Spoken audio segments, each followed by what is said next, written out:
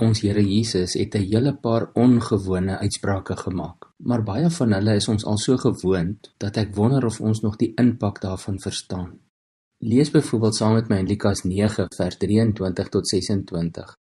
Jesus het vir almal gesê, as iemand agter my aan wil kom, moet hy homself verloon, elke dag sy kruis opneem en my volg, want wie sy lewe wil behou, sal dit verloor. Maar elkeen wat sy lewe om my ontwil verloor, sal dit behou.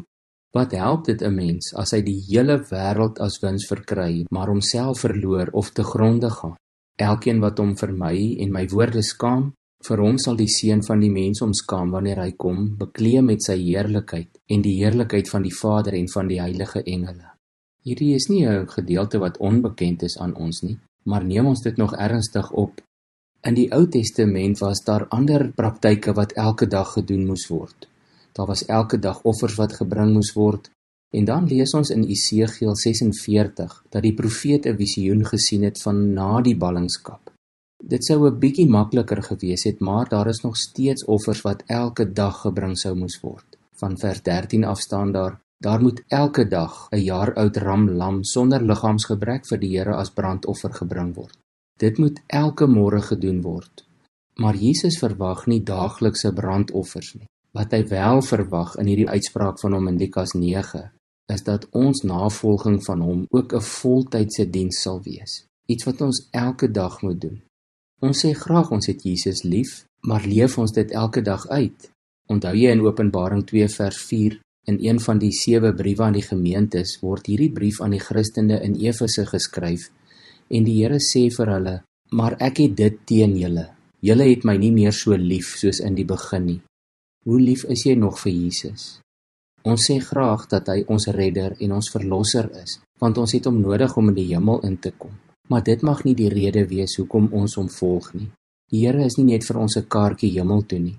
Ons bely dat hy ons koning is, maar dien ons hom soos 'n mens 'n koning sal dien. Ons sê graag hy is ons leidsman en ons leermeester, maar volg jy nog in jou leermeester se voetspore? Leer jy nog by hom? Of het ons iets geword soos wat mense in Engels sou kon noem, 'n token follower? Nee, ek sê nie dit is waar van jou nie, maar as ons dit opreg bedoel wanneer ons sê ek is 'n Christen, ek is 'n kind van die Here, ek volg Jesus na, dan moet ons hierdie ongewone uitsprake van die Here hier in Lukas 9 ook baie ernstig opneem. Hier waar hy gesê het, elkeen wat agter hom aan wil kom, moet homself verloon. Dink 'n bietjie daaroor.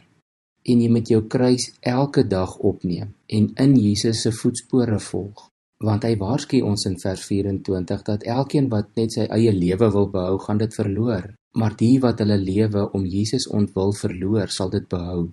Jy hoef nie noodwendig fisies te sterf vir Jesus nie, maar dit is die implikasie van vers 23, om jouself te verloon.